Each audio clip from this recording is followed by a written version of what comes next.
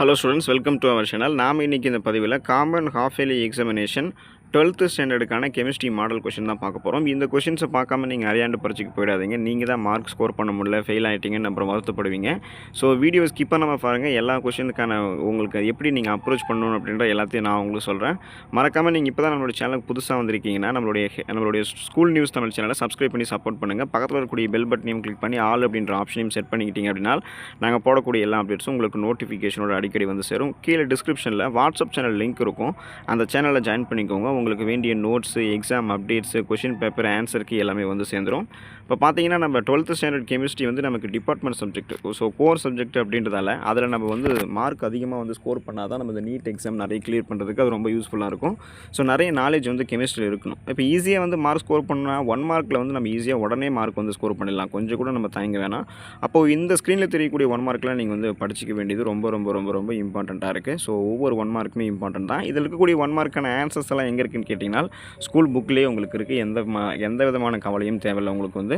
So first கொஷின்லேருந்து அந்த 14 question வரைக்குமே உங்களுக்கு வந்து அந்த ஸ்கூல் புக்கில் தான் வந்து ஆன்சர்ஸ் இருக்குது. சில பேர் என்ன பண்ணுவாங்கன்னா அந்த ஸ்கூல் புக் பேக்கில் இருக்கக்கூடிய ஆன்சர்ஸ் வந்து என்ன பண்ணுவாங்கன்னா உள்ளே நல்லா படித்து பார்த்துட்டு அதுக்கப்புறம் ஆன்சர் கீ குறித்து படிப்பாங்க. சில பேர் என்ன பண்ணுவாங்கன்னா ஆன்சர் கீ பார்த்து குறிச்சிட்டு அப்படியே அதை வந்து மனப்பாடமாக பண்ணுவாங்க. ஸோ நீங்கள் வந்து உங்களுடைய மெத்தட் எப்படி இருந்தாலுமே நீங்கள் என்ன பண்ணுறீங்க அப்படின்னா மேக்ஸிமம் வந்து புரிஞ்சு படிக்க ட்ரை பண்ணுங்கள். இப்போ கெமிஸ்ட்ரியை வந்து நீங்கள் மேக்ஸ் இருந்தாலுமே ஒர்க் அவுட் பண்ணி பார்க்குற மாதிரி அல்லது அதில் என்ன கேட்டிருக்காங்க அப்படின்றத நீங்கள் வந்து புரிஞ்சு எழுத கற்றுக்கிட்டீங்க அப்படின்னா உங்களுக்கு வந்து மேக்ஸ் போலவே கெமிஸ்ட்ரியும் வந்து பார்த்தீங்கன்னா ஈஸியாகவே இருக்கும். ஸோ கெமிஸ்ட்ரியில் நம்ம வந்து சென்டம் வந்து போட முடியும். அந்த மார்க் வந்து நம்ம குறையாமல் பாதுகாத்துக்கணுன்றதுக்காக 1 மார்க்கில் வந்து ஈஸியாக நம்ம வந்து மார்க் வந்து ஸ்கோர் பண்ணலாம். அதனால் நீங்கள் ரொம்ப ரொம்ப இம்பார்ட்டண்ட்டாக 1 மார்க் வந்து படித்து வச்சுக்கோங்க. இந்த கூற்று காரணம் எப்படி கேட்டாலுமே நீங்கள் எழுதக்கூடிய அளவுக்கு கெமிஸ்ட்ரியில் வந்து 1 மார்க் ஈஸியாக இருக்கும்.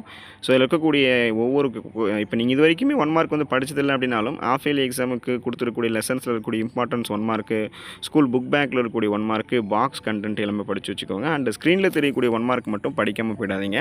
இது எல்லாமே ரொம்ப ரொம்ப இம்பார்ட்டன்ட். இதுக்காக தான் நீங்கள் ஆன்சர் தேடி வந்து குறித்து படித்து வச்சுக்கோங்க. ஈஸியாக தான் இருக்கும். இப்போ ஃபார் 11th கொஷின்ஸ்லாம் பார்த்தீங்கன்னா கார்போலிக் ஆசிட்னா என்ன அப்படின்னு கேட்குறாங்க. அதுக்கப்புறம் ஒரு ஈக்குவேஷன் கொடுத்துட்டு அதில் எக்ஸ் வந்து என்ன வரும்ன்றது கேட்குறாங்க. ஸோ அதுக்கப்புறம் பார்த்தீங்கன்னா which of the following reagent can be used to convert nitrobenzene to aniline. So இது வந்து நீங்கள் எழுதணும். அப்புறம் complete hydrolysis of cellulose gives. So which one of the following is biodegradable polymer. So இது வந்து நீங்கள் எழுதணும். இதெல்லாம் நீங்கள் எழுதி முடிச்சதுக்கப்புறம் பார்த்தீங்கன்னா பார்ட் 2 வந்துடுங்க. பார்ட் 2ல் வந்து ஏதாவது ஒரு கொஷின் வந்து கம்பல்சரி இருக்கும். 2 மார்க் 2 மார்க் எழுதணும். அதில் 24வது கொஷின் பாருங்கள். The rate constant for a first order reaction 1.54 into 10 power minus 3 s power minus 1. Calculate its half lifetime. இதை வந்து நீங்கள் எழுதணும். இதை எழுதுனதுக்கு அப்புறம் 2 மார்க் எழுதணும். அதில் பார்த்தீங்கன்னா which type of ores can be concentrated by froth flotation method. அதுக்கு ஒரு எக்ஸாம்பிள் தரணும். Write the uses of silicones, name any 4 natural ligands, அதுக்கப்புறம் calculate the numbers of atoms in FCC unit cell, define solubility product, what is Dindal effect, right reaction, அந்த ஏதோ ஒரு reaction கொடுத்துருக்காங்களே அதை நீங்கள் எழுதணும். அப்புறம் வாட் ஆர் ஹார்மோன்ஸ்னால் என்ன, அதுக்கான எக்ஸாம்பிள் என்ன, இதெல்லாம் நீங்கள் வந்து நல்லா படித்து வச்சுக்கோங்க. ஸோ கெமிஸ்ட்ரியை பொறுத்த வரைக்கும் நீங்கள் வந்து கொஷின்ஸை வந்து சாய்ஸ் பெறாமல் படிச்சுக்கோங்க. அப்போ தான் நீங்கள் நல்ல மார்க் வந்து ஸ்கோர் பண்ண முடியும். ஏதாவது ஒன்று கேட்காம போயிட்டா கூட நீங்கள் ஏதாவது ஒன்று இதிலேருந்து கேட்காம விட்டுட்டா கூட கேட்டிருக்கிறத நீங்கள் எழுதிக்கலாம். அதனால் நீங்கள் சாய்ஸ் விட்டு படிச்சிங்கன்னா ஒரு வேளை கேட்காம போயிட்டாங்கன்னா நீங்கள் படிக்க முடியாமல் போயிடும். அதனால் ஸ்க்ரீனில் தெரியக்கூடிய ஒவ்வொரு 2 மார்க்குமே இம்பார்ட்டன்ட் படிச்சுக்கோங்க. தென் 3 மார்க் வந்து போனீங்கன்னா பார்ட் 3ல் வந்து 3 மார்க்கு, அதுலேயும் 33 கொஷின் வந்து கம்பல்சரி. ஸோ அதில் வந்து கம்ப்ளீட் த ஃபாலோயிங் ரியாக்ஷன், அந்த 7 பாடை வந்து நீங்கள் கம்ப்ளீட் பண்ணணும்.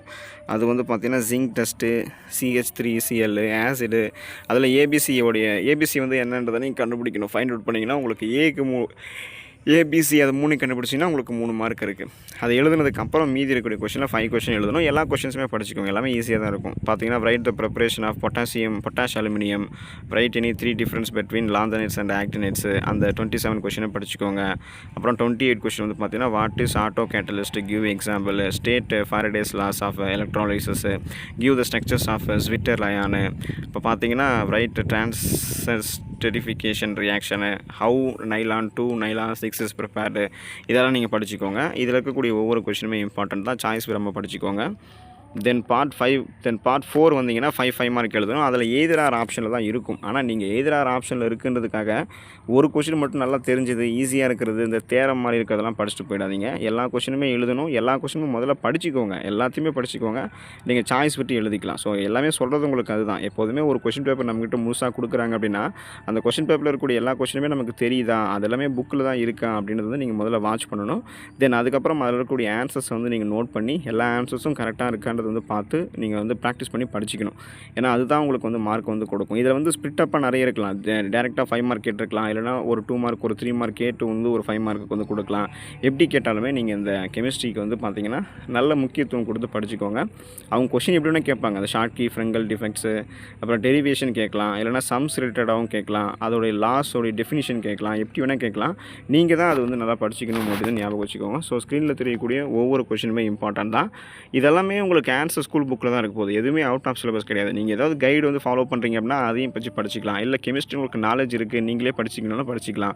ஸ்கூல் புக்கில் தான் இதுக்கான ஆன்சர்ஸ் இருக்குது. அதை குறித்து படிச்சுக்கோங்க. நம்ம டீச்சர்ஸ் ஆல்ரெடி நம்ம சொல்லியிருப்பாங்க எந்தெந்த கொஷனுக்கு எந்தெந்த ஆன்சர் வரும் அப்படின்னு.